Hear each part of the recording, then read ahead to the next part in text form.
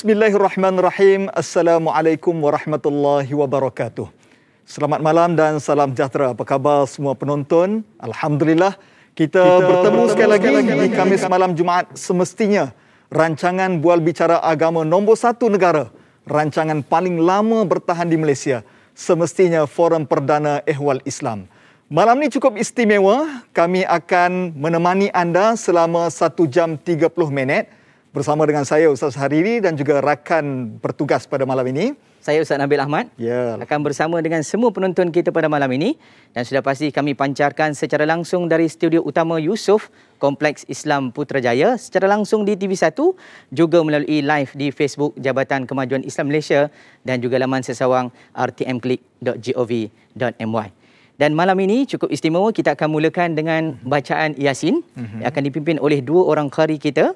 Dan cukup istimewa juga sebab kita ada tetamu menerusi aplikasi Google Meet. Siapa tu Ustaz Nabil? Dan kita nak mengalu-alukanlah di antara tetamu-tetamu kita, iaitu yang berbahagia Datuk Ketua Pengarah JAKIM, yang berbahagia Datuk Timbalan Ketua Pengarah Operasi JAKIM dan ketua-ketua agensi, pengarah-pengarah bahagian JAKIM, dan cukup istimewa. Kita ada kawan-kawan, teman-teman kita yang merupakan Johan-Johan yang pernah bersama-sama dengan kita dalam peringkat kebangsaan dan antarabangsa dalam Majlis Tilawah Al-Quran. Antaranya, kalau boleh saya sebut nama. Baik, siapa Ustaz? Ustaz Muhammad Radhi Kamarul Hailan dari negeri Perak. Saya minat sungguh ni. InsyaAllah. Rindu suaranya. Betul. Begitu juga adik Muhammad Qayyim Nizar Sarimi dari Kelantan. Pernah saya asuh dia dalam adik-adikku. Nak itu baru 2. Nak tahu lagi banyak lanjut Ustaz? Nak sambung? Kemudian kita ada juga yang senior, iaitu Al-Fadhil Ustaz Yahya Daud yang bersama dengan kita. Turut saya alukan iaitu Hajah Malina, kemudian ada Ustazah Suhaila, Ustazah Putri Kalimatun, kemudian ada saudari ataupun Farhatul Fairuzah, ikon Quran remaja. Masya-Allah. Babai sikit ataupun lambai sikit. Dan juga kepada saya tinjau lagi, masya-Allah, siapa lagi bersama dengan kita? Semua saya sudah sebutkan namanya. Takut tertinggal. Dan yang penting bersama dengan kita pada malam ini yang akan memimpin bacaan Yasin, iaitulah Al-Fadhil Ustaz Amir Rahman Abbas, Johan Majlis Tilawah Al-Quran peringkat antarabangsa tahun 2011, dan juga Al-Fadhil Ustaz Anwar Ghazali, Johan Qari Majlis Tilawah Al-Quran peringkat antarabangsa tahun 2012. Oleh itu, saya nak jemput kepada semua rakyat Malaysia yang berada di hadapan TV maupun live Facebook maupun live streaming untuk kita sama-sama membaca surah Yasin.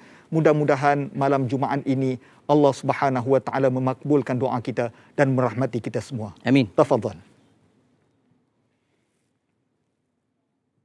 A'udzu billahi minasy syaithanir rajim. Bismillahirrahmanirrahim. Alhamdulillahi rabbil alamin. Ar-Rahmanir Rahim. Maliki yaumiddin. Iyyaka na'budu wa iyyaka nasta'in. اهدنا الصراط المستقيم صراط الذين أنعمت عليهم غير المغضوب عليهم ولا الضالين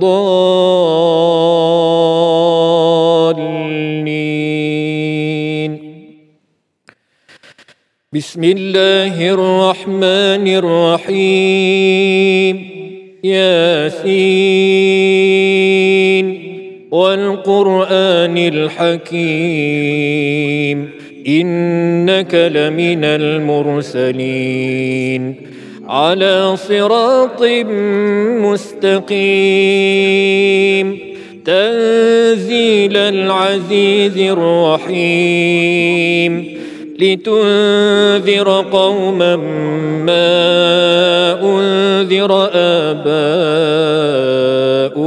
فهم غافلون لقد حق القول على أكثرهم فهم لا يؤمنون إنا جعلنا في أعناقهم أغلالا فهي إلى الأذقان فهم مقمحون وجعلنا من بين أيديهم سدا ومن خلفهم سدا فأغشيناهم فهم لا يبصرون وسواء عليهم أأنذرتهم أم لم تنذرهم لا يؤمنون إنما تنذر من اتبع الذكر وخشي الرحمن بالغيب فبشره بمغفرة وأجر كريم إنا نحن نحيي الموتى ونكتب ما قدموا وآثارهم وكل شيء أحصيناه في إمام مبين واضرب لهم مثلا أصحاب القرية إذ جاءها المرسلون إذ أرسلنا إليهم اثنين فكذبوهما فعززنا بثالث فقالوا إنا إليكم مرسلون قالوا ما أنتم إلا بشر مثلنا وما أنزل الرحمن من شيء إن أنتم إلا تكذبون قالوا ربنا يعلم إنا إليكم لمرسلون وما علينا إلا البلاغ المبين قالوا إنا تطيرنا بكم لئن لم تنتهوا لنرجمنكم وليمسنكم منا عذاب أليم قالوا طائركم معكم أئن ذكرتم بل أنتم قوم مسرفون وجاء من أقصى المدينة رجل يسعى قال يا قوم اتبعوا المرسلين اتبعوا من لا يسألكم أجرا وهم مهتدون وما لي لا أعبد الذي فطرني وإليه ترجعون أأتخذ من دونه آلهة إن يردني الرحمن بضر لا تغن عني شفاعتهم شيئا ولا ينقذون إني إذا لفي ضلال مبين إني آمنت بربكم فاسمعون قيل ادخل الجنة قال يا ليت قومي يعلمون بما غفر لي ربي وجعلني من المكرمين وما أنزلنا على قومه من بعده من جند من السماء وما كنا منزلين إن كانت إلا صيحة واحدة فإذا هم خامدون يا حسرة على العباد ما يأتيهم من رسول إلا كانوا به يستهزئون ألم يروا كم أهلكنا قبلهم من القرون أنهم إليهم لا يرجعون وإن كل لما جميع لدينا محضرون وآية لهم الأرض الميتة أحييناها وأخرجنا منها حبا فمنه يأكلون وجعلنا فيها جنات من نخيل وأعناب وفجرنا فيها من العيون ليأكلوا من ثمره وما عملته أيديهم أفلا يشكرون سبحان الذي خلق الأزواج كلها مما تنبت الأرض ومن أنفسهم ومما لا يعلمون وآية لهم الليل نسلخ منه النهار فإذا هم مظلمون والشمس تجري لمستقر لها ذلك تقدير العزيز العليم والقمر قدرناه منازل حتى عاد كالعرجون القديم لا الشمس ينبغي لها أن تدرك القمر ولا الليل سابق النهار وكل في فلك يسبحون وآية لهم أنا حملنا ذريتهم في الفلك المشحون وخلقنا لهم من مثله ما يركبون وإن نشأ نغرقهم فلا صريخ لهم ولا هم ينقذون إلا رحمة منا ومتاعا إلى حين وإذا قيل لهم اتقوا ما بين أيديكم وما خلفكم لعلكم ترحمون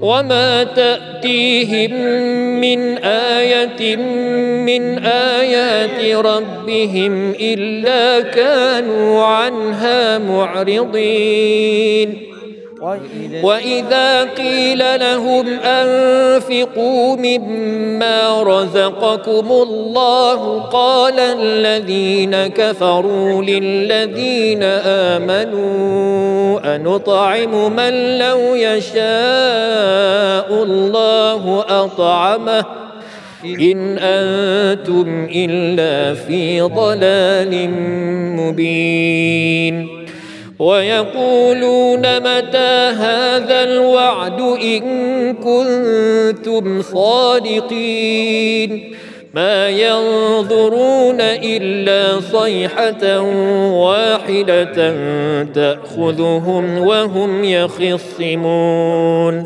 فلا يستطيعون توصية ولا إلى أهلهم يرجعون ونفخ في الصور فإذا هم من الأجداث إلى ربهم ينسلون قالوا يا ويلنا من بعثنا من مرقدنا هذا ما وعد الرحمن وصدق المرسلون إن كانت إلا صيحة واحدة فإذا هم جميع لدينا محضرون فاليوم لا تظلم نفس شيئا ولا تجزون إلا ما كنتم تعملون إن أصحاب الجنة اليوم في شغل فاكهون هم وأزواجهم في ظلال على الأرائك متكئون لهم فيها فاكهة ولهم ما يدعون سلام قولا من رب رحيم وامتازوا اليوم أيها المجرمون ألم أعهد إليكم يا بني آدم ألا تعبدوا الشيطان إنه لكم عدو مبين وأن اعبدوني هذا صراط مستقيم ولقد أضل منكم جبلا كثيرا أفلم تكونوا تعقلون هذه جهنم التي كنتم توعدون اصلوها اليوم بما كنتم تكفرون اليوم نختم على أفواههم وتكلمنا أيديهم وتشهد أرجلهم بما كانوا يكسبون ولو نشاء لطمسنا على أعينهم فاستبقوا الصراط فأنى يبصرون ولو نشاء لمسخناهم على مكانتهم فما استطاعوا مضيا ولا يرجعون ومن نعمره ننكسه في الخلق أفلا يعقلون وما علمناه الشعر وما ينبغي له إن هو إلا ذكر وقرآن مبين لينذر من كان حيا ويحق القول على الكافرين أولم يروا أنا خلقنا لهم مما عملت أيدينا أنعاما فهم لها مالكون وذللناها لهم فمنها ركوبهم ومنها يأكلون ولهم فيها منافع ومشارب أفلا يشكرون واتخذوا من دون الله آلهة لعلهم ينصرون لا يستطيعون نصرهم وهم لهم جند محضرون فلا يحزنك قولهم إنا نعلم ما يسرون وما يعلنون أولم ير الإنسان أنا خلقناه من نطفة فإذا هو خصيم مبين وضرب لنا مثلا ونسي خلقه قال من يحيي العظام وهي رميم قل يحييها الذي أنشأها أول مرة وهو بكل خلق عليم الذي جعل لكم من الشجر الأخضر نارا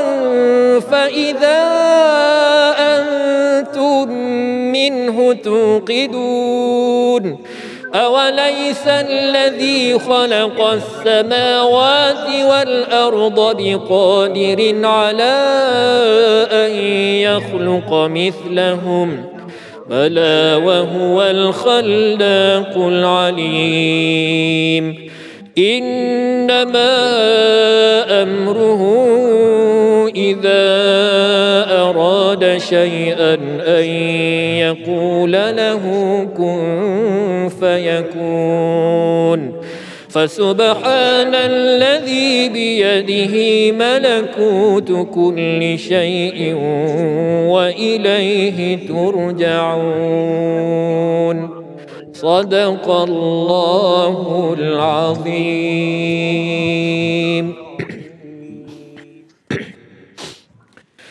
أعوذ بالله من الشيطان الرجيم بسم الله الرحمن الرحيم الحمد لله رب العالمين حمدا يوافي نعمه ويكافئ مزيده يا ربنا لك الحمد كما ينبغي لجلال وجهك وعظيم سلطانك اللهم اجعلنا يا مولانا لآلائك ذاكرين ولنعمائك شاكرين وعلى قضائك وبلائك وقدرك من الصابرين من الحلال مرزوقين وعن الحرام معصومين وفي الجنان منعمين وعن النيران مبعدين وإلى وجهك ووجه نبيك سيدنا ومولانا محمد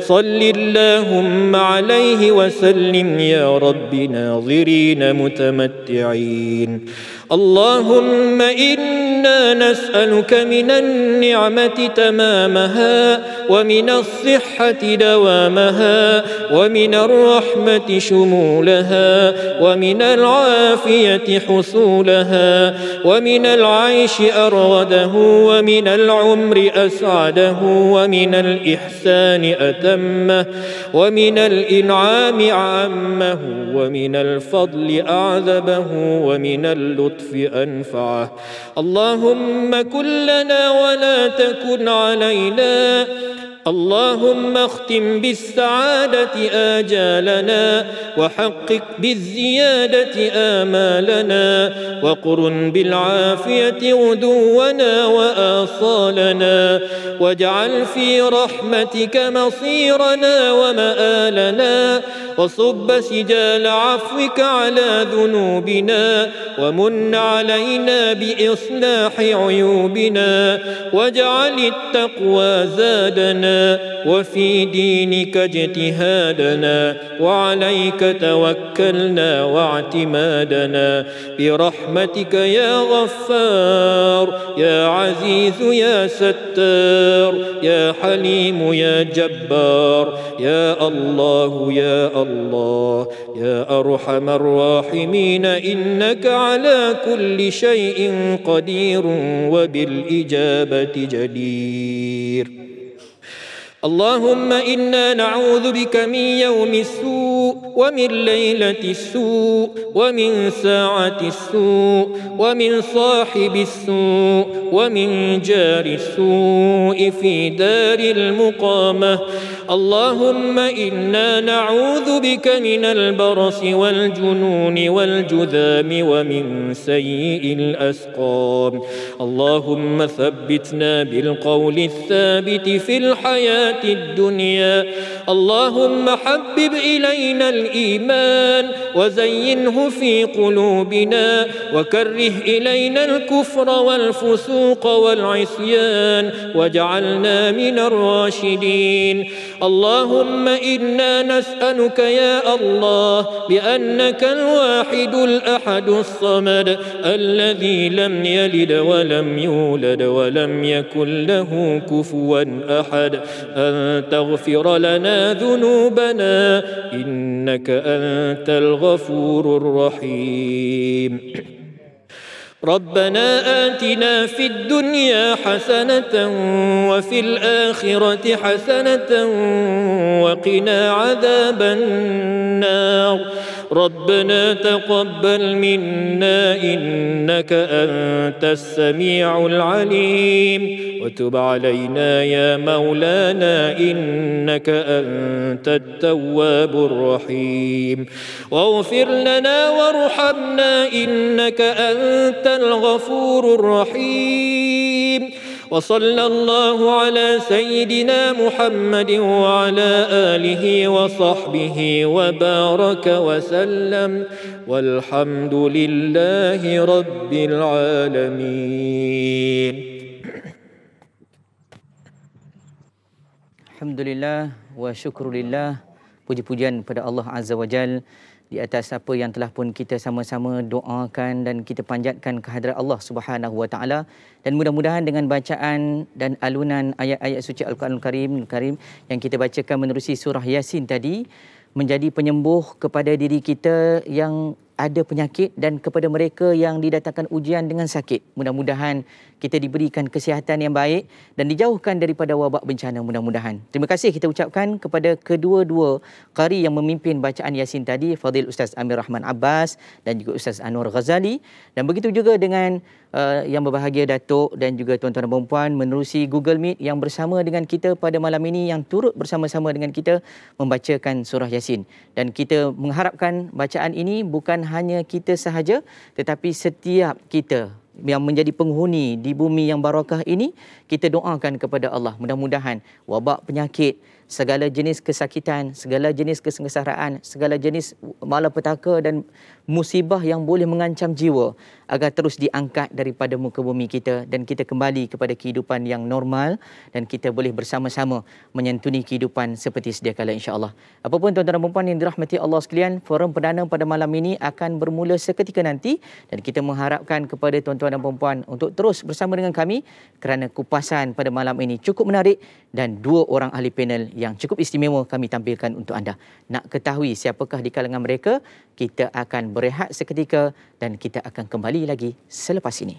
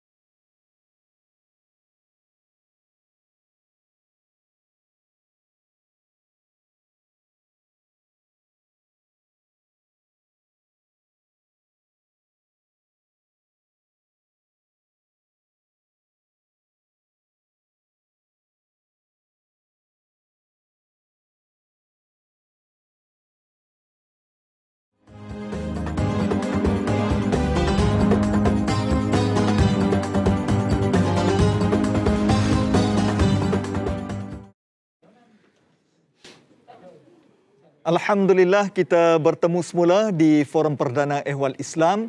Terima kasih bagi anda yang baru bersama dengan kami ataupun yang sudah sedari jam 9 tadi bersama dengan kami. Alhamdulillah, terima kasih banyak-banyak.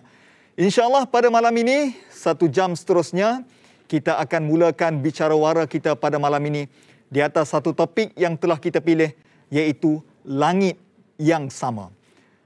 Saudara penonton yang dikasihi sekalian, hidup kita ini duduk di dalam petak geografi negara masing-masing.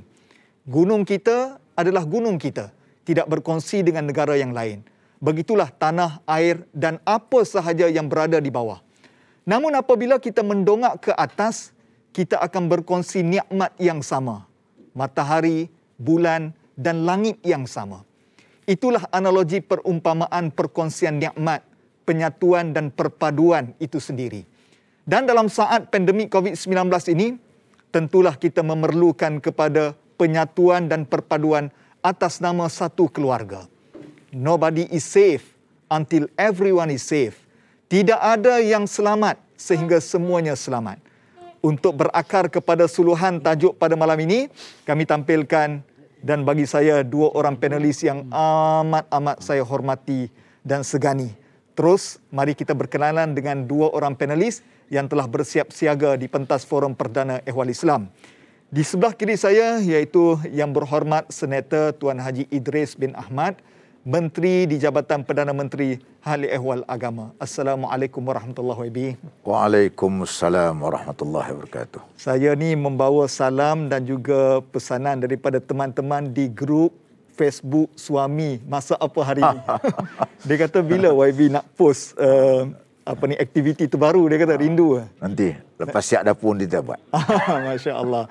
Tapi alhamdulillah kemesraan dan juga sifat peribadi YB yang begitu mesra yang sangat disenangi. Terima kasih banyak YB kerana bersama dengan kita. Sama. Dan bergandingan dengan Yang Berhormat pada malam ini Iaitulah yang berbahagia Datuk Dr. Nur Hafizah binti Musa, pensyarah kanan di UTM Jalan Semarak. Assalamualaikum Datuk. Waalaikumsalam warahmatullahi wabarakatuh. Agak-agak kalau challenge masak dengan YB boleh ke Datuk? Kita cubalah. InsyaAllah. Tapi malam ni kita nak berforum lah InsyaAllah. Bagi anda yang sedang menonton kami, anda boleh memilih 3 saluran, sama ada menonton di TV1 seperti sekarang ini ataupun melalui live Facebook di Jabatan Kemajuan Islam Malaysia. Terima kasih yang bersama dengan kami Tuan Isa, Tuan Azhar, Cik Noh yang telah menitipkan ruangan komen. Teruskan menumpahkan ruangan komen maupun anda selesa untuk menonton di live streaming rtmclick.gov.my. Pilih mana sahaja yang anda mahukan. Baik, saya nak mulakan perbincangan ini dengan Yang Berhormat Menteri terlebih dahulu. Topik dan tema yang kita pilih pada malam ini, YB, adalah penyatuan ummah dan juga keluarga Malaysia. Kalau kita sebut soal perpaduan ummah, ini bukan satu terma baru. Saya fikir telah banyak dibicarakan dalam pelbagai wahana maupun perbincangan. Dan ia boleh dibincangkan dalam pelbagai dimensi. Ia boleh masuk dalam penyatuan ummah dalam aspek politik, boleh juga masuk dalam isu penyatuan ummah ekonomi, juga kalau dalam kerangka fatwa hukum, juga boleh dilihat dalam aspek kerjasama antarabangsa. Namun kalau saya tanya kepada YB sendiri, apa yang boleh YB definisikan dalam soal penyatuan ummah? Silakan. Assalamualaikum warahmatullahi wabarakatuh. Alhamdulillah wassalatu wassalamu ala Rasulillah wa ala alihi wa sahbihi ajma'in. Yang saya kasihi Tuan Moderator, yang saya hormati Al-Fadilah Dr. Nur Hafizah Musa, dan tuan-tuan sidang penonton yang saya hormati sekalian. Apabila kita berbicara berkenaan dengan soal hal yang berhubung kait dengan perpaduan ummah, saya malam ni saya lebih fokus kepada soal perpaduan di kalangan manusia. Walaupun kita boleh berbicara panjang, tapi oleh kerana masa yang begitu singkat pada malam ni, untuk kita bicaranya ialah hal yang berkaitan dengan soal perpaduan dari kalangan manusia. Khususnya kita melihat di dalam konteks negara kita sendiri. Sebagaimana Allah Subhanahu wa taala menyebut dalam Al-Quran, "Wa min ayatihi khalqus samawati wal ard wa ikhtilafu alsinatikum wa alwanikum inna fi zalika laayatin lil alamin." Surah Rum ayat 22. Di antara tanda-tanda kekuasaan Allah Subhanahu wa taala ialah Ia menjadikan langit dan juga bumi. Wa ikhtilafu alsinatikum, Ia menjadikan berbagai-bagai, maksudnya ialah lahjah, bahasa yang kita ucapkan, dan juga warna kulit. Ini di antara tanda-tanda kekuasaan Allah Subhanahu wa taala. Maka merujuk dalam ayat ini nak membuktikan kejadian yang ada di dalam negara kita ini dari kalangan masyarakat yang majmuk, yang terdiri daripada berbagai-bagai bangsa dan sebagainya. Maka sudah tentulah di sana perlu kita wujudkan satu bentuk wahdatul ummah. Kesatuan ummah ini mesti dibina dengan baik. Satunya ialah apabila kita benanya kesatuan dari kalangan orang-orang Islam ataupun dari kalangan orang bukan Islam. Dalam konteks dalam karangan bukan Islam, kita benanya ialah dalam bentuk karamah insaniah. Kita menghormati dari kalangan antara satu sama lain. Maka itulah yang kita dapat lihat. Maka dari kalangan orang-orang Islam pula kita bina di atas dasar yang kita benanya ialah di atas dasar taqwa, di atas dasar keimanan. Kerana apabila kita bina di atas perpaduan ummah, di atas dasar keimanan, di atas dasar taqwa ini, insya-Allah di sana akan dijelmakan pula satu bentuk kesatuan ummah dari kalangan orang-orang bukan Islam. Kerana tuan-tuan yang dirahmati Allah Subhanahu wa taala, kerana Islam dia meraihkan kehidupan kita ini yang berbagai-bagai citra warna, yang berbagai-bagai citra bangsa yang wujud dari kalangan kita. Namun begitu, di sana ada jalan penyelesaian yang baik. Penyelesaiannya ialah kita hidup dalam keadaan yang harmoni, dalam keadaan yang aman, damai, kerana kita memikirkan untuk kita mewujudkan satu wahdatul ummah ini. Kita sedar kita adalah daripada bapa yang sama. Ya ayuhan nasu taqu rabbakumul ladzi khalaqakum min nafsin wahidah. Wahai manusia, takutlah kamu kepada Allah Subhanahu wa taala yang menjadikan kamu daripada satu, iaitu daripada Adam dan juga daripada Hawa. Maka sebab itu dalam hal seperti begini kita sedar, maka insya-Allah kita wujud dalam keadaan kesepaduan kita, perpaduan kita. Yang kita benanya ialah kita benanya di atas perpaduan yang diajar oleh agama kita, insya-Allah. Karena Islam merupakan ajaran yang menunjukkan tentang satu daripada perkara-perkara kesejahteraan dan kehormatan yang baik. Sekian, terima kasih.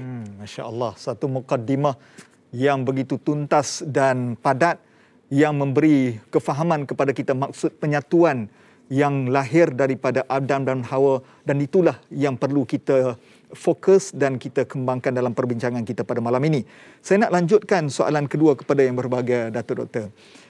Kalau YB sebutkan tadi bahawa kita asal ini daripada satu keturunan, iaitu Adam dan Hawa. Namun kalau kita sorot dalam sejarah umat Islam, terutama sekali dalam sirah Nabi Muhammad sallallahu alaihi wasallam, di tanah Arab maupun di Madinah itu terbelah dengan kabilah-kabilah. Dan orang Arab begitu terkenal dengan kabilah A, kabilah B, kabilah Qainuqa, kabilah Qairuzah, kemudian Bani Nadir dan sebagainya. Namun apabila Nabi tiba di Madinah, Nabi menghapuskan nama-nama kumpulan ini dan disatukan atas nama Ansar dan Muhajirin, dan akhirnya dijadikan satu ummah. Di Malaysia, kita pernah cuba elemen ini dengan atas nama bangsa Malaysia, tapi belum berjaya. Mungkin Doktor boleh huraikan kepada kita, apa resepi kejayaan yang digunakan oleh Nabi kita hingga berjaya menyatukan ummah? Silakan. Baik, terima kasih Ustaz Hariri. Bismillahirrahmanirrahim. Alhamdulillah, wassalatu wassalam ala Rasulillah wa ala alihi wa ashabihi wa mawalah. Alhamdulillah, yang dihormati lagi disegani guru saya, yang berhormat Senator Tuan Haji Idris bin Ahmad, Ustaz Hariri sebagai moderator pada malam ini, seluruh penonton-penonton, peminat-peminat setia Forum Perdana Ehwal Islam TV1. Mudah-mudahan semua kita dalam keadaan yang sejahtera, dalam keadaan yang Allah angkat musibah yang berlaku kepada kita semua, insya-Allah. Jadi berbalik kepada soalan daripada Ustaz Hariri tadi, bertanya tentang resepi. Ya, ini resepi, insya-Allah Ustaz Hariri. Ada dua yang saya nak sebutkan pada malam ini. Ya, mungkin kita selalu mendengar tentang bagaimana usaha Rasulullah sallallahu alaihi wasallam seperti pembinaan masjid, ya, Piagam Madinah, At-Ta'akhir dan sebagainya. Tapi pada malam ini kita lihat kepada dua perkara, iaitu yang pertama sekali adalah keteladanan kepimpinan yang tinggi yang telah ditunjukkan oleh baginda Rasulullah sallallahu alaihi wasallam. Sebenarnya sahabat-sahabat sekalian, ini adalah perkara yang serius untuk kita lihat. Sebab dunia hari ini ia berhadapan ataupun bergelut dengan krisis keteladanan pada pelbagai peringkat, Ustaz. Maknanya bukan saja kita kata, bila kita sebut pelbagai peringkat, daripada rumah tangganya, pemimpin rumah tangga ni suami, ya, dibantu oleh isteri. Begitu juga, ya, kalau di institusi ke dalam jabatan, dalam masyarakat, ya, dalam negara. So kita menyebut tentang keteladanan kepimpinan ini. Sebab dunia hari ini, tuan-puan sekalian, sedang berdepan dengan krisis keteladanan. Kalau kita melihat pandangan ahli sosiologi barat, ya, Martin Lings nama dia. Dia kata apa? Perpaduan ini, keberhasilannya, ya, bila dia melihat, dia mengkaji tentang Rasulullah sallallahu alaihi wasallam, lalu dia mengatakan keberhasilan perpaduan yang dibawa oleh Nabi Muhammad sallallahu alaihi wasallam.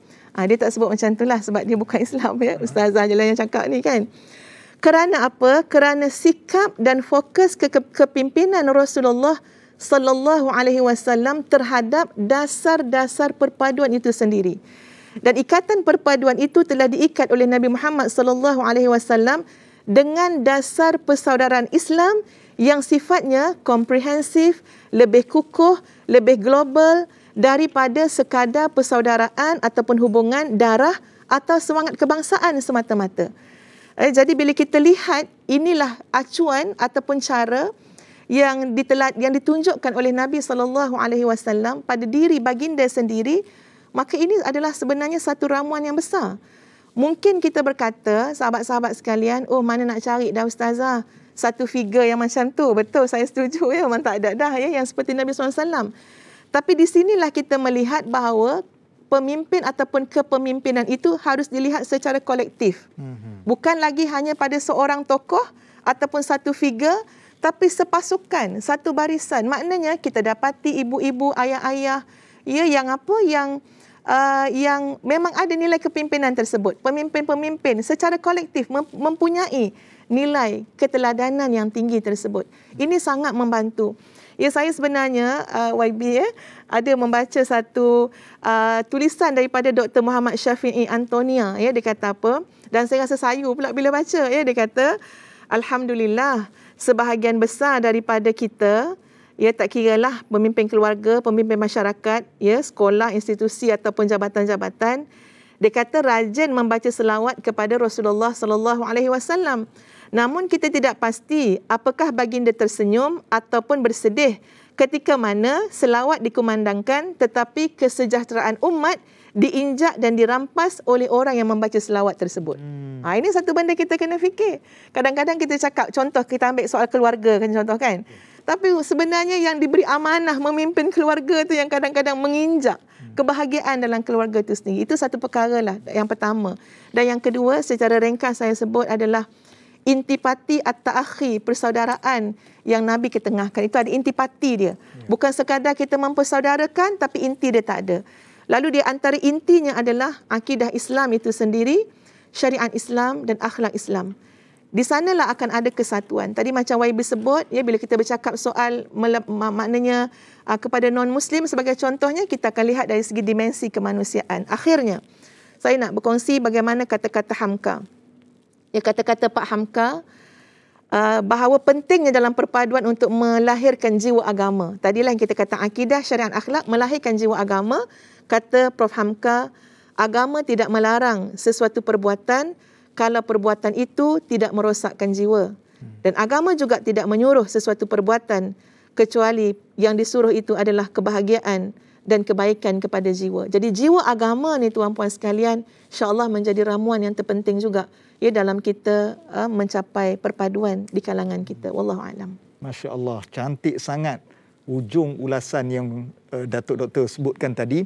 Jiwa agama itu sendiri, dan dua intipati penting, iaitulah kepimpinan yang tinggi, yang kedua intipati penyatuan berdasarkan akidah, syariat dan juga akhlak. Macam mana puan? Dapat tulis? Alhamdulillah, terima kasih. Baik, kita nak bersama dengan Ustaz Nabil. Saya ni kenali Ustaz Nabil ni sebagai Ustaz Analisis. Banyak analisis menarik yang boleh akan kongsikan. Ayo, silakan. Baik, terima kasih Ustaz Aridi. Cukup menarik kupasan daripada kedua ahli panel berkenaan dengan mukaddimah penyatuan ummah. Bagaimana kita hakikatnya berada di muka bumi ini bukan berseorangan. Sudah pasti Allah menciptakan kita berpasang-pasangan. Dan apabila kita berpasang-pasangan, sudah pasti bukan hanya dua insan yang disatukan. Sudah pasti akan ada keturunan dan akan ada zuriat yang akan berpanjangan. Muslimat rahimakumullah sekalian. Saya nak bawakan satu piagam, satu perlembagaan yang disebutkan dan ditulis di dalam sejarah dunia bahawa ini di antara perlembagaan dan piagam yang terawal yang menjadikan ketamadunan manusia itu lebih tersusun dan organisasinya lebih lengkap.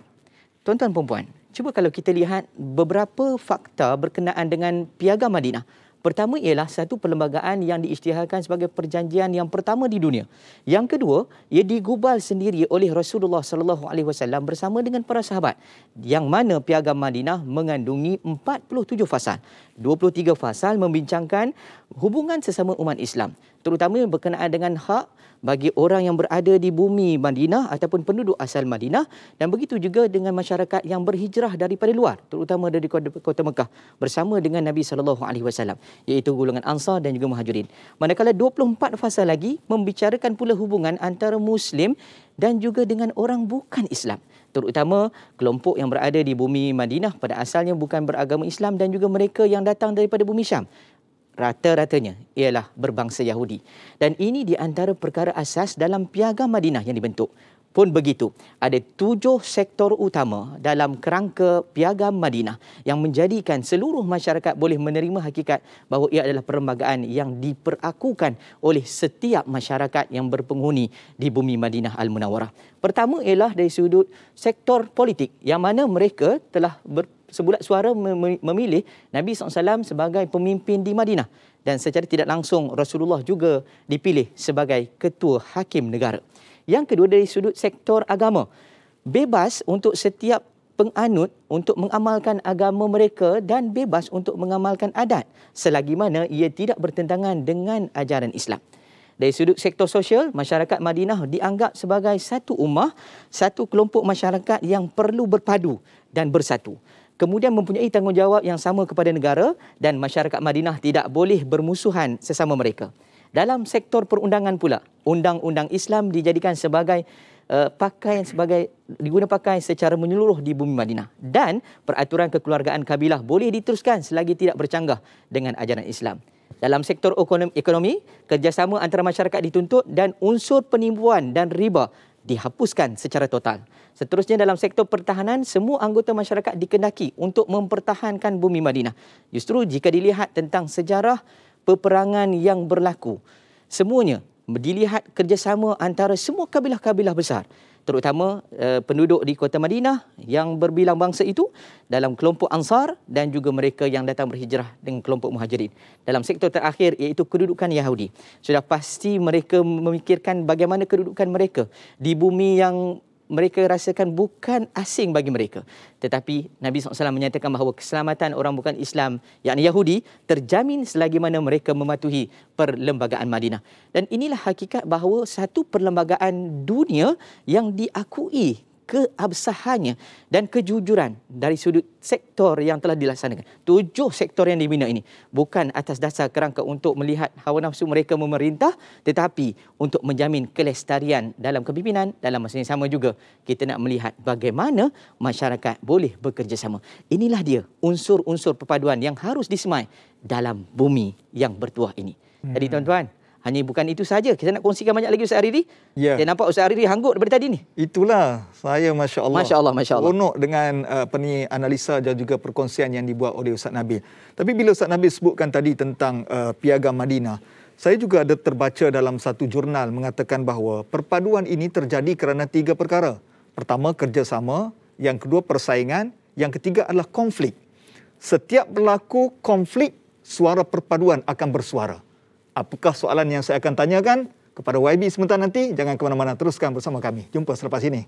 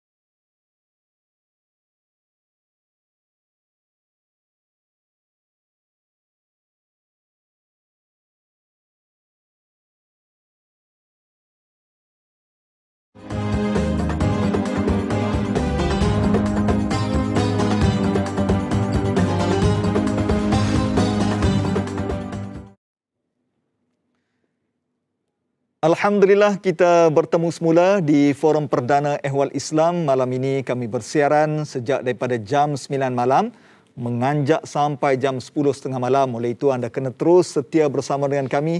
Malam ini bicara kita di atas tajuk Langit yang Sama, tema penyatuan ummah dan keluarga Malaysia yang menjadi akar perbincangan kita pada hari ini.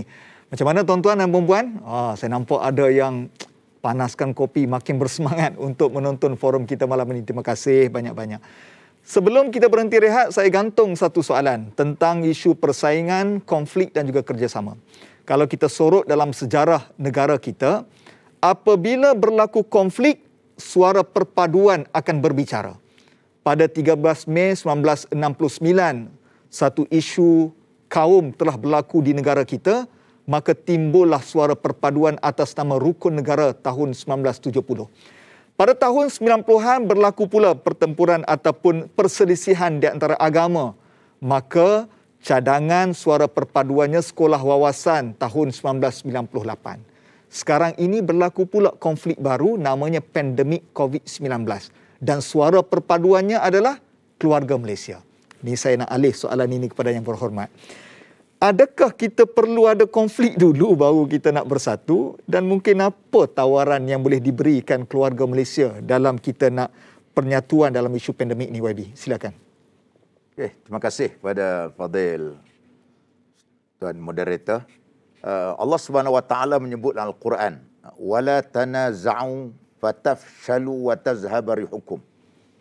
Jangan kamu bertelagah, nanti kehebatan kamu akan hilang. Maka kalau nak menyebut supaya kita ni, patah Melayu pun selalu sebut, dah terhantuk baru tergadah. Kalau boleh kita tak maulah terhantuk dah. Cukuplah. Yeah.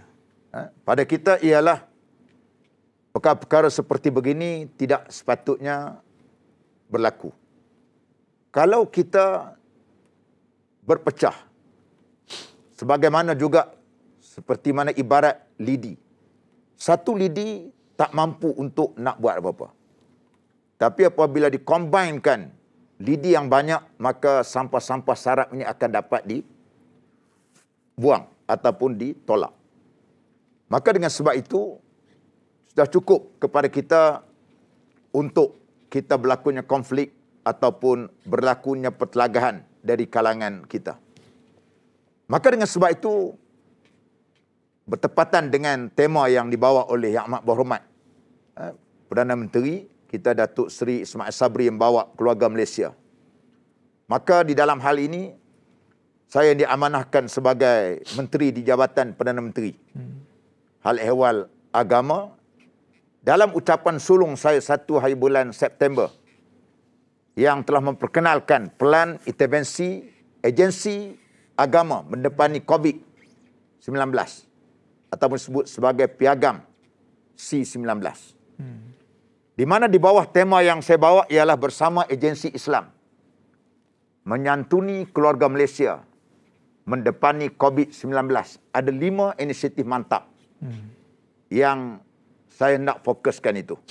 Cuma saya ringkaskan. Yang pertamanya ialah pemantapan mental, jasmani dan juga rohani.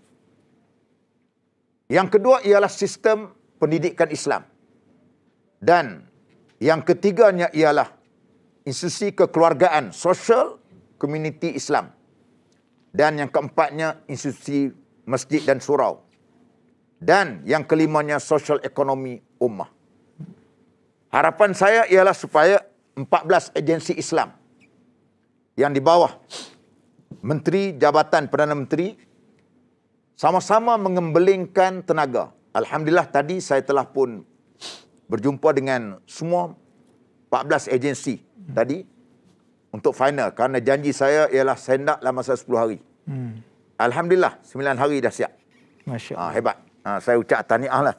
Terima kasih kepada semua agensi yang berada di bawah saya yang telah pun siap, dan insya-Allah kita akan letakkan di dalam template kita supaya ianya akan jadikan sebagai satu yang boleh kita buat pengukuran dalam masa 100 hari. Ada plan yang kita buat ialah perancangan kita 100 hari dan ada untuk jangka panjang.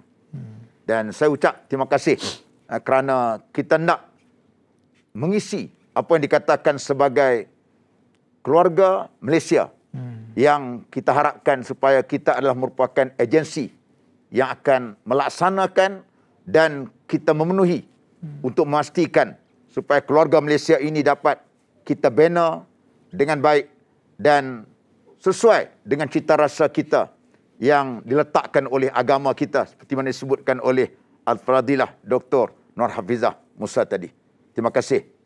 Maknanya YB, keluarga Malaysia ni tidak terasinglah daripada konsep dan juga matlamat Islam itu sendiri. Ya. Dan itulah yang kita nak gabungkan supaya dapat gerakkan agensi agama. Maknanya 10 hari ni sudah ada plannya YB ya? Ya. Masya Allah. Ini satu perkembangan yang sangat menarik. Saya nak pergi kepada Datuk-Doktor Sepuluh Alam.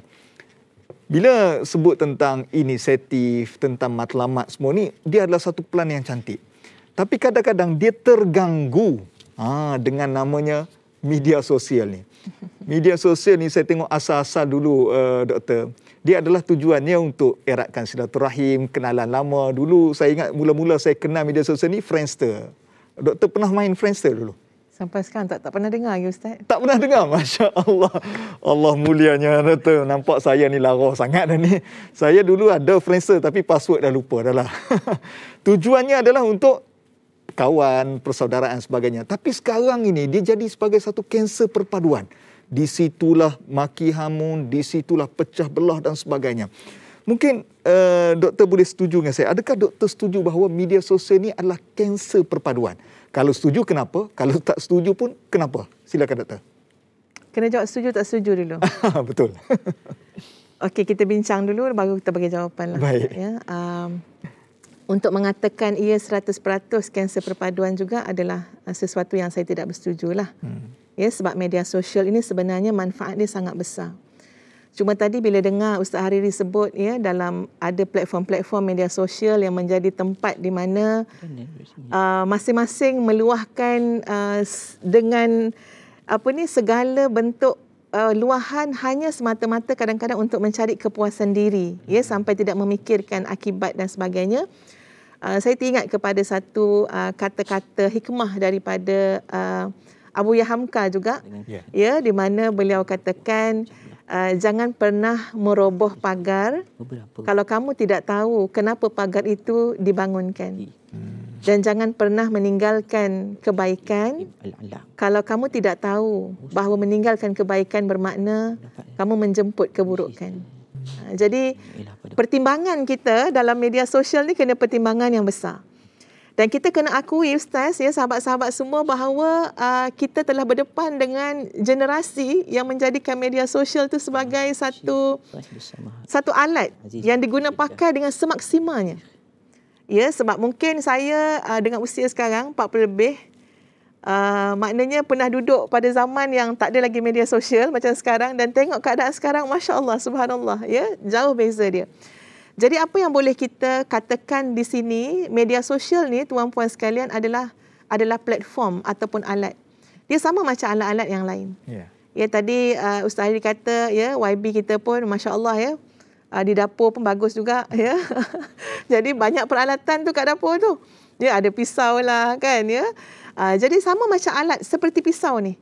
Pisau ketika mana digunakan untuk perkara yang bermanfaat, dia akan jadi manfaat. Ketika mana digunakan untuk tujuan yang salah dan cara yang salah, dia mendatangkan mudarat. Jadi anak-anak, generasi muda, kita semua dalam penggunaan media sosial, kita kena ingat, boleh jadi dia akan meruntuhkan pagar perpaduan yang telah dibina. Ya, dan meninggalkan sifat-sifat yang utama tadi boleh menyebabkan kepada kemudaratan kepada perpaduan yang telah kita bina.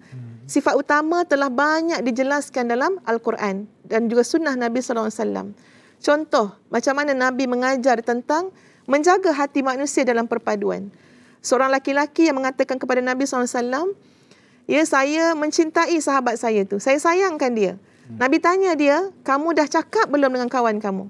Kamu bagi tahu tak dekat dia yang kamu sayang kepada dia? Dia kata belum. Lalu Nabi kata, pergilah kepadanya dan khabarkanlah bahawa kamu menyayangi dia. Hari ini tuan-puan sekalian, kita dah ada platform. Kita ada platform untuk mengungkap, ya, mengungkap rasa kasih kita kepada saudara-saudara kita. Jadi gunakanlah platform media sosial ini dengan sebaik-baiknya. Dua perkara penting, tujuan dan cara, dan etika, cara ataupun etika dalam menggunakan media sosial ini akan menjadi maknanya membantu untuk media sosial itu digunakan dengan sebaik-baiknya. Ada beberapa nilai penting, sahabat-sahabat, ya, saudara-saudari sekalian, dalam nilai penting perpaduan itu sendiri dalam penggunaan media sosial, Ustaz. Pertama sekali apa dia? Perkenalan. Bila kita sebut perpaduan, dia kena bermula dengan berkenalan.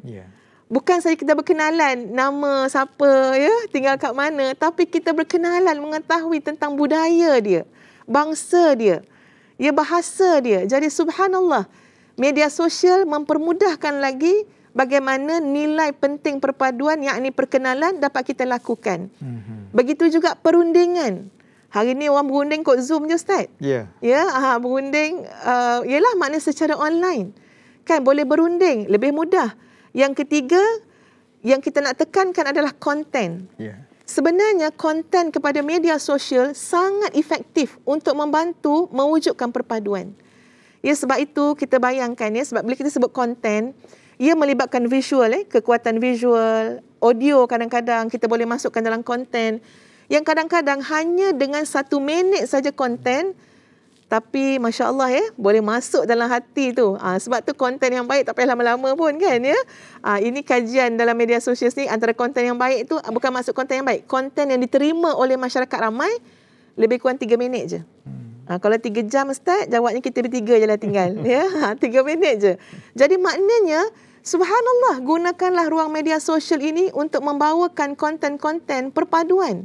Ia menyemai kemesraan di antara kaum, di antara kita.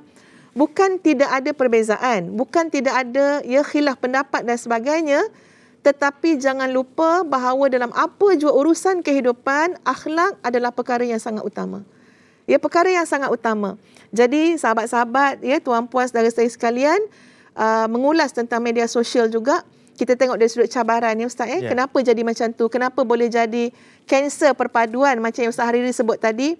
Pertama sekali kerana ada orang yang menggunakan media sosial semata-mata untuk kepuasan dan kepentingan peribadi. Ini adalah satu sikap yang sangat tidak bertanggungjawab. Sebab kita tak menggunakan media sosial tu seorang-seorang. Lainlah memang seorang-seorang, tak ada orang boleh akses kepada apa yang kita buat. Ia lain cerita. Tapi kita bermasyarakat. Seorang boleh akses kepada pemikiran kita, kepada pandangan kita. Jadi jangan hanya menganggap media sosial, ala Instagram saya punya pasal lah. Siapa suruh tengok? Dia katakan ini alasan selalu kita dengar. Tapi kita kena faham, bila sebut media sosial sendiri memberikan gambaran, ia bukan lagi hanya menjadi urusan peribadi. Baik, yang kedua, kerana kadang-kadang segelintir kita tidak memahami tanggungjawab sebagai anggota masyarakat untuk menjaga perpaduan. Jadi sembrono nak cakap apa saja, kita tak rasa bahawa kita sebenarnya walaupun seorang, tak kisahlah siapa-siapa pun kita bertanggungjawab untuk jaga perpaduan tersebut. Yang ketiga, tidak beretika. Dan akhirnya, sahabat-sahabat sekalian, kepada semua, kita kena mengakui bahawa media sosial telah menjadi satu tempat yang kena diberikan perhatian oleh semua orang yang bertanggungjawab. Sebab apa? Sebab kita tak boleh menidakkan luahan-luahan dalam tu. So setiap orang yang bertanggungjawab kena tengok balik apa yang boleh diambil tindakan daripada luahan-luahan komentar seluruh yang ada di Malaysia dalam masalah-masalah berkaitan. Wallahu a'lam. Itu adalah satu pandangan yang baik berkaitan dengan Malaysia. Cuma kalau saya nak tanya YB sendirilah, sebab kalau saya perhatikan ahli politik adalah sasaran orang untuk mereka mengata, tapi untuk YB ini kurang sikit. Bahkan saya ingat tak ada lah orang yang negatif dan sebagainya ini.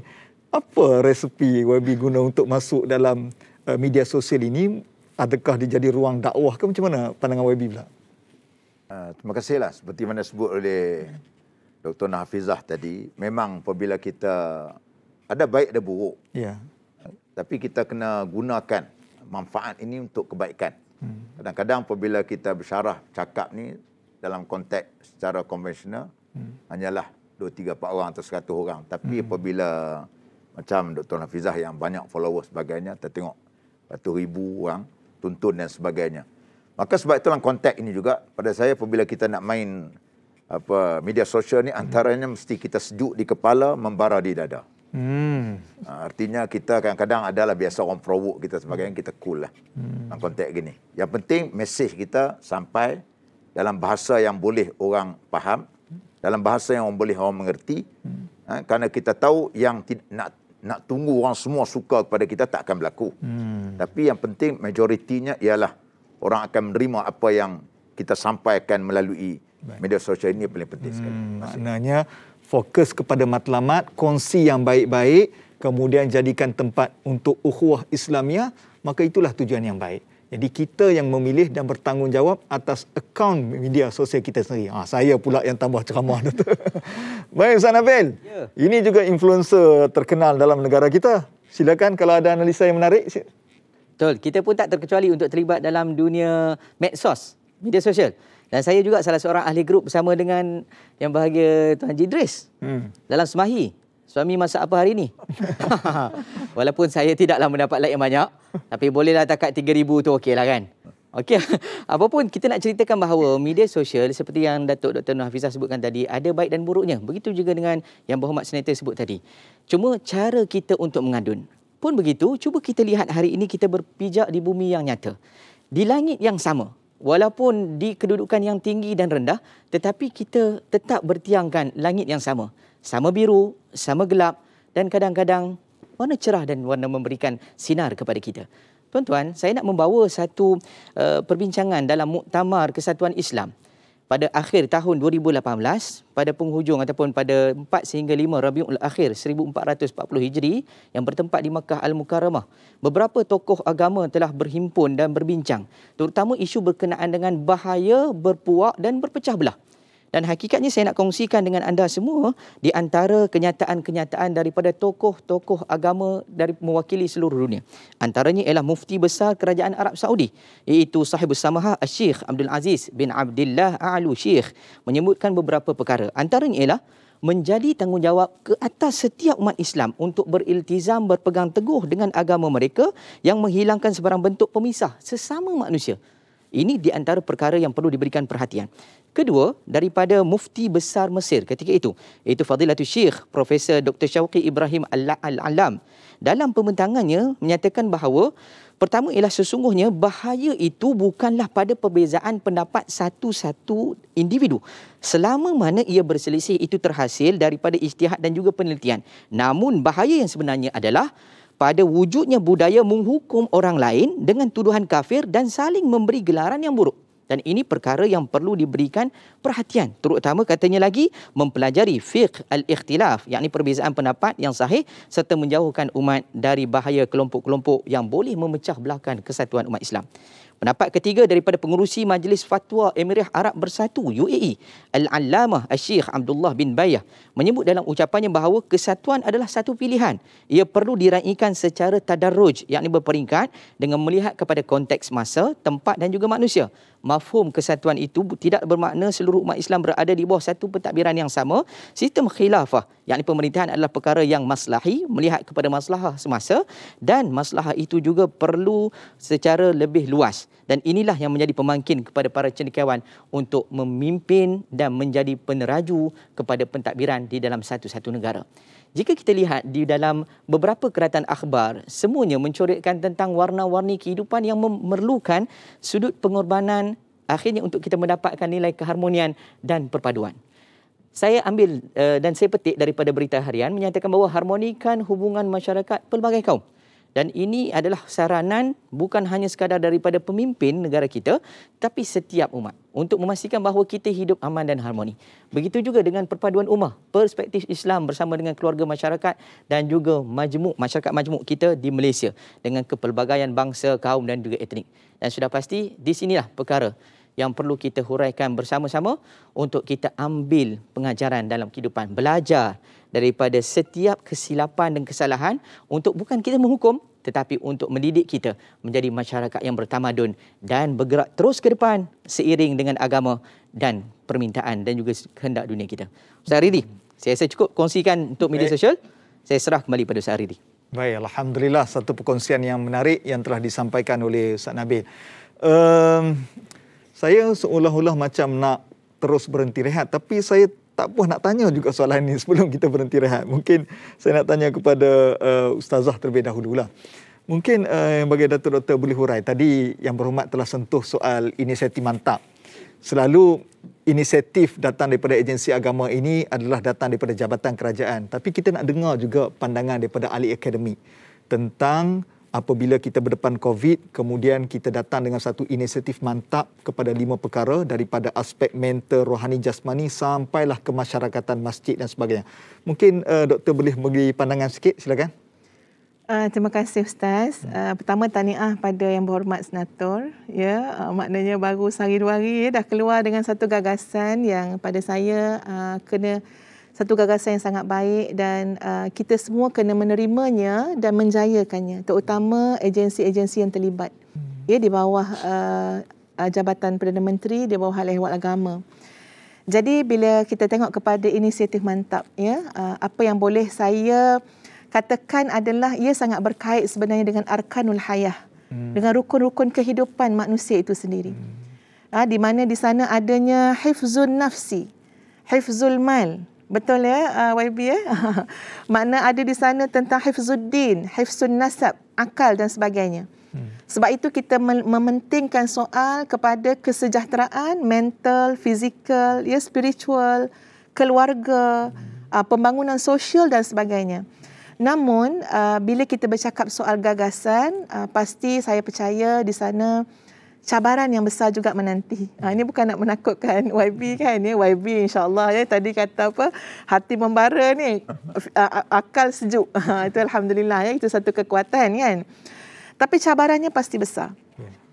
Dan di antara cabaran ya yang boleh kita lihat, yang pertama adalah dari sudut kefahaman.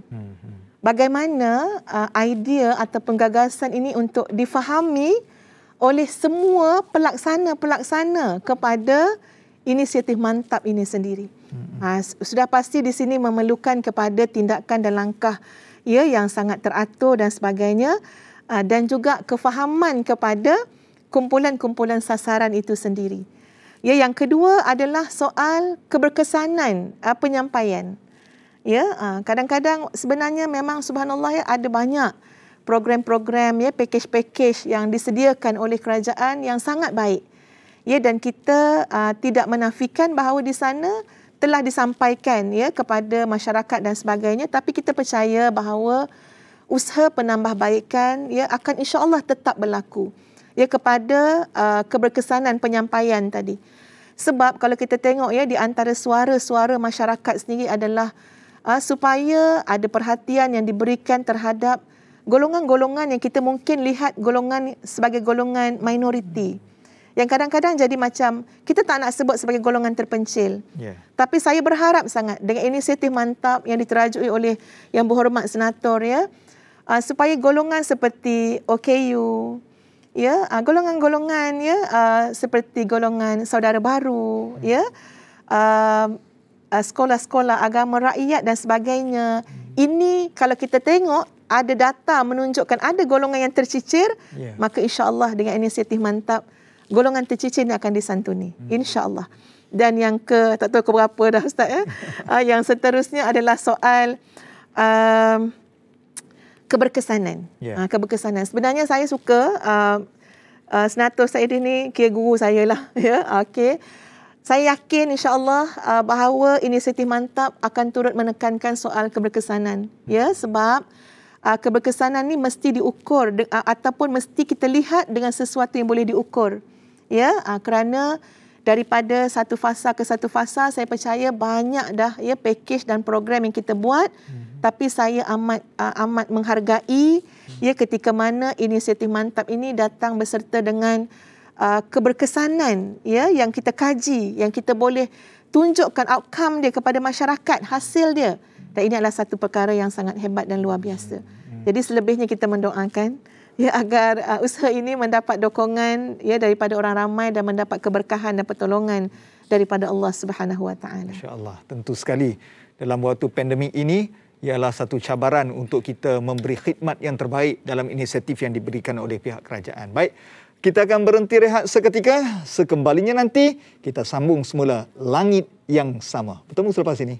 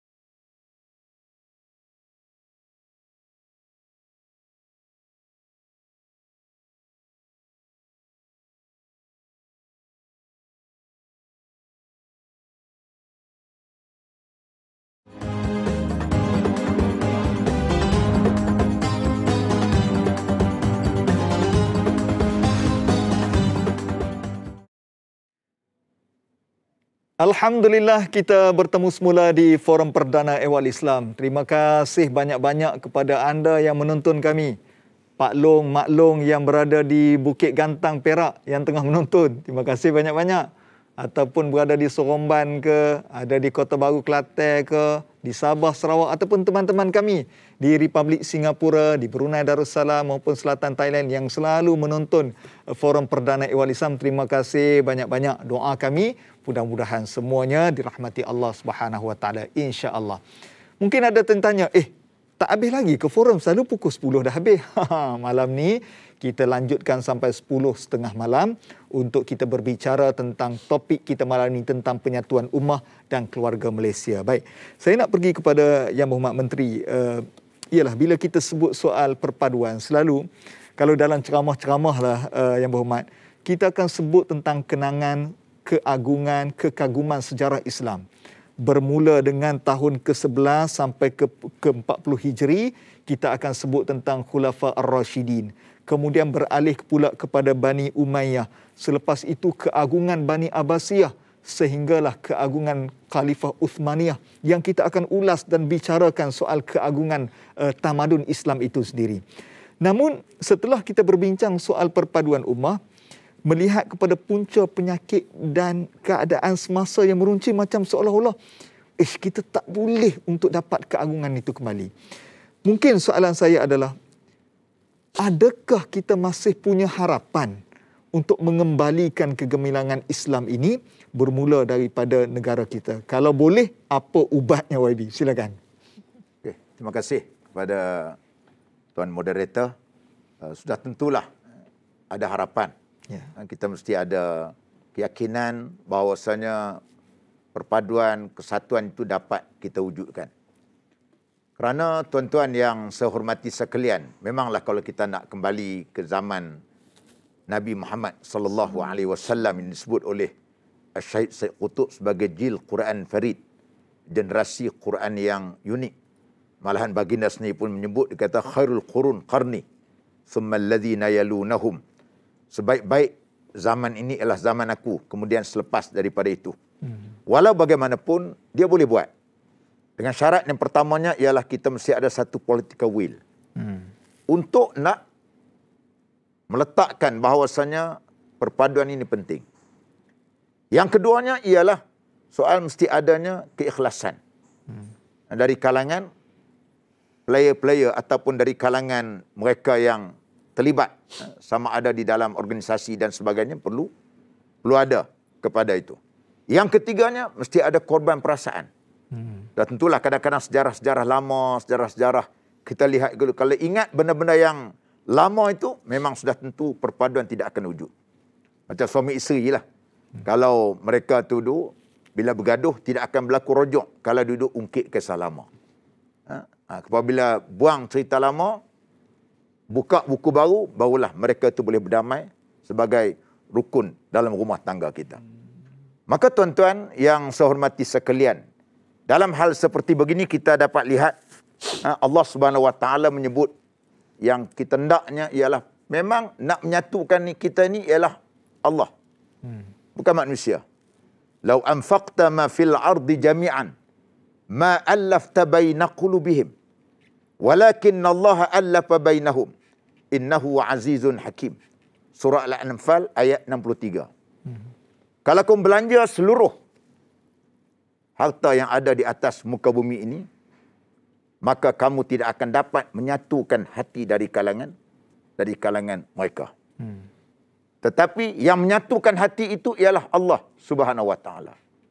Sebab tu kita berdoa kepada Allah Taala supaya hati kita ini disatukan oleh Allah Subhanahu Wa Taala. Barulah boleh apabila kita bercakap dan impian kita ini berjaya.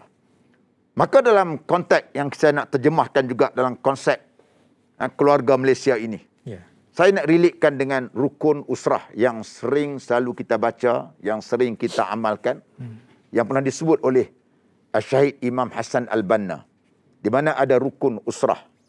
Yang pertama ialah ta'aruf. Artinya bila kita bicara tentang keluarga Malaysia ini, kita kena mengenal. Antaranya ialah kita kenal jiran tetangga kita. Sama ada mereka itu dari kalangan bangsa apa, agama apa. Ini benda yang perlu kita kenal.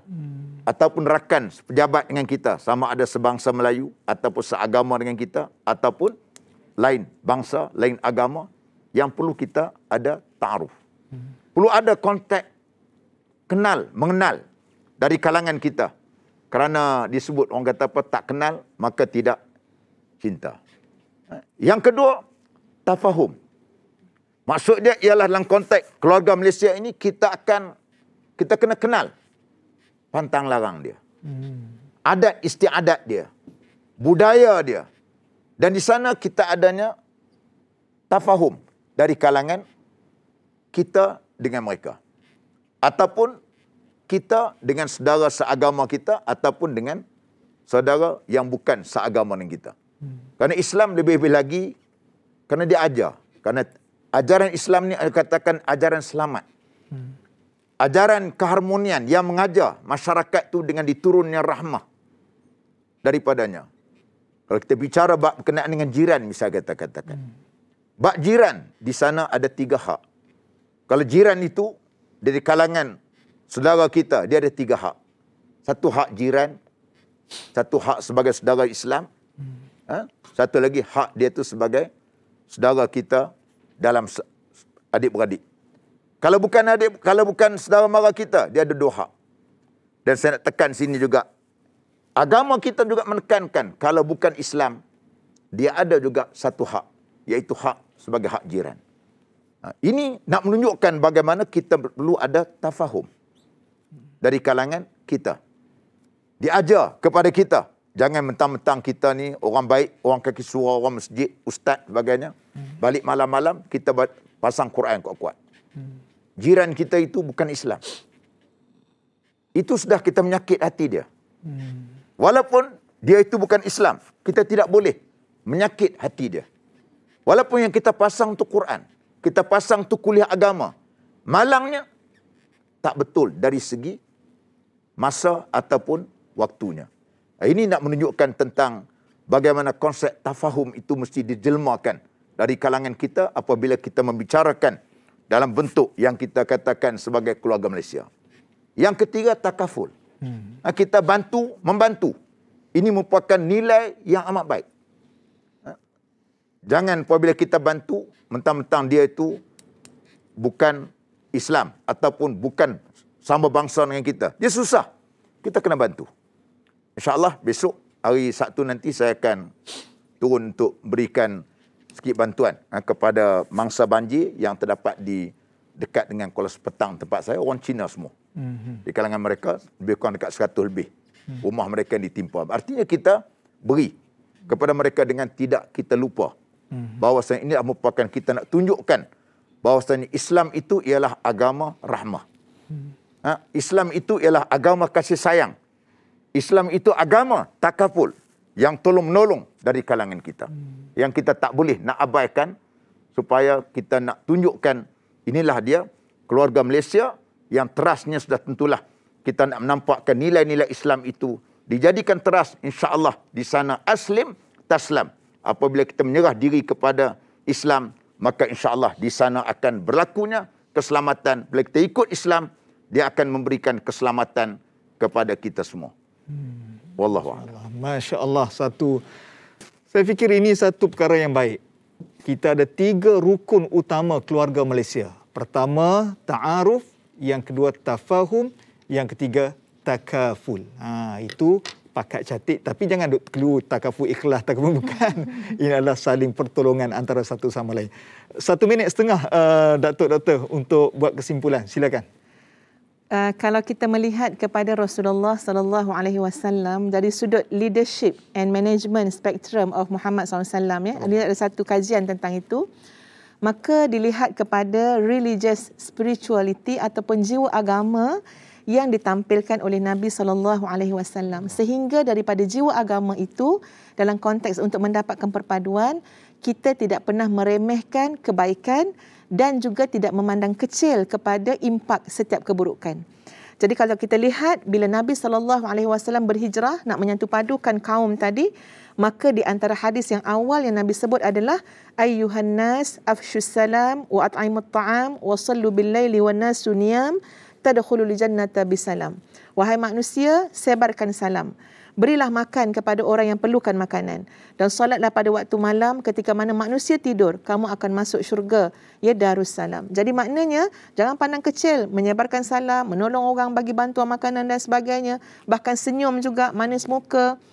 Inilah jiwa agama yang dihidupkan dalam agama kita, menyebabkan kita tidak melihat kebaikan itu kecil, kecuali pasti ada manfaat yang besar, dan tidak juga meremehkan soal keburukan. Walaupun kita cuma tunjuk emoji je Ustaz, tapi kadang-kadang emoji yang kita tunjukkan seolah-olah menggambarkan kita tidak bersetuju, seorang nak tahu pula apa di sebalik itu. Semua itu adalah tanggungjawab kita bersama-sama untuk menjaga perpaduan kerana kita berada di bawah langit yang sama. Alhamdulillah. Terima kasih kepada yang berbahagia Datuk Dr. Nurhafizah binti Musa dan juga yang berhormat Tuan Haji Idris bin Ahmad, Menteri di Jabatan Perdana Menteri Hal Ehwal Agama, kerana sudi bersama kita malam ini. Turut terima kasih kepada sahabat saya Ustaz Nabil dan kepada anda yang menonton kami pada malam ini selama 1 jam 30 minit. Para hadirin yang dirahmati Allah Subhanahu wa taala. Kata akhir yang dapat saya ungkapkan. Minggu lalu tular di media sosial tentang satu kajian penyelidikan tentang vaksinasi orang Yunani di bawah era Kesultanan Khalifah Uthmaniyah dan tular sijil vaksinasi yang telah buat pada tahun 1900. Impaknya adalah di dalam akhir kajian tersebut menyatakan bahawa kajian ini telah dibuat oleh orang Islam yang memberi impak besar dan manfaat kepada umat pada waktu itu. Namun persoalannya, negara Malaysia Islam majoriti. Kekuatan negara ini adalah kekuatan umat Islam. Namun persoalannya, apa sudah jadi dengan umat Islam? Di manakah kesatuan kita? Di waktu ujian pandemik ini, apa panduan kita? Semua persoalan ini saya lontarkan untuk sama-sama kita fikir pada malam ini. Kita jumpa lagi. Saya Ustaz Hariri. Assalamualaikum warahmatullahi wabarakatuh.